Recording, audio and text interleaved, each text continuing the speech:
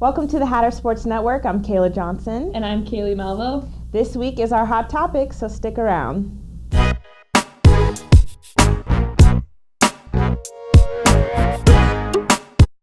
I'm here with the Stetson Athletic Department's Robert Edgecombe discussing the hot topic of this week. Now, Rob, last week, news broke that California became the first state to mandate financial protections for student athletes that suffer career-ending injuries.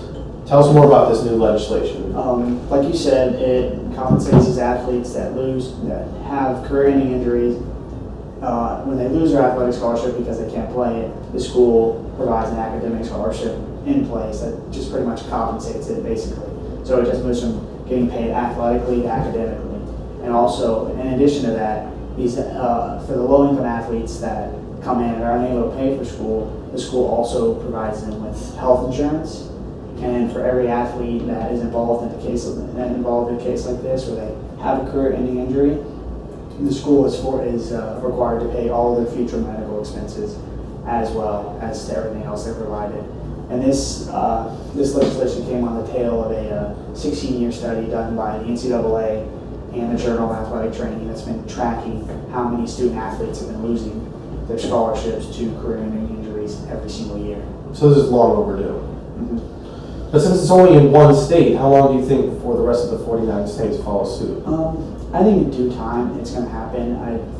I think one of two things is going to happen first. Either California is going to start to add other schools, because right now it's just the big money schools, USC, UCLA, Cal, and Stanford. That's right now, and they're looking to add San Diego State into it.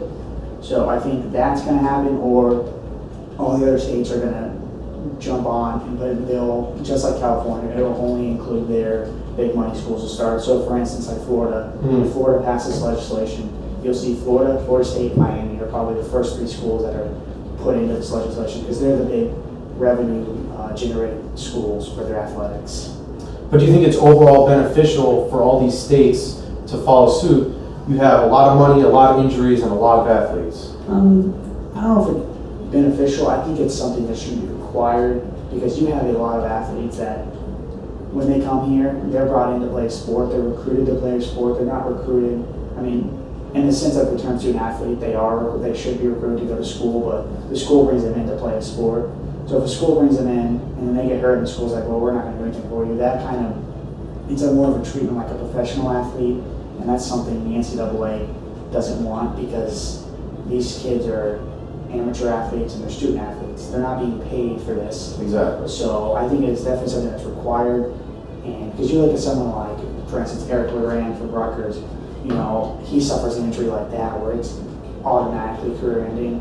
How the NCAA just shouldn't have to say, oh, you're done, we're not going to pay for your school, because, I mean, there's nothing he can do. It's in the moment he was representing the school, so he should be compensated for that and be allowed to finish his education, which was originally what he was brought in to do at a university. And As an athlete, exactly. And that's something the NCAA always, prides itself on. You see the commercials, the NCAA, making careers in something other than sports. Exactly. So if they choose not to compensate, like schools don't, then they're swaying away from the NCAA, and every one of the institutions in this country is part of the NCAA. Student first, though. Student first is how it should be. But some schools get away from that, and I think this is something that will get them back. Is they're forced to, if these kids suffer injuries, they're forced to give them academic scholarships.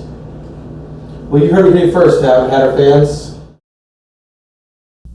Thanks for your input, Rob. Here's a list of our upcoming games. So make sure you go out and support your Hatters. Right now, I need everybody to take out their computers or phones, like us on Facebook, follow us on Twitter, Instagram, and email us at hattersportsnetwork@gmail.com, and let us know what you want to see and if you want to nominate an Athlete of the Week. See you guys next time.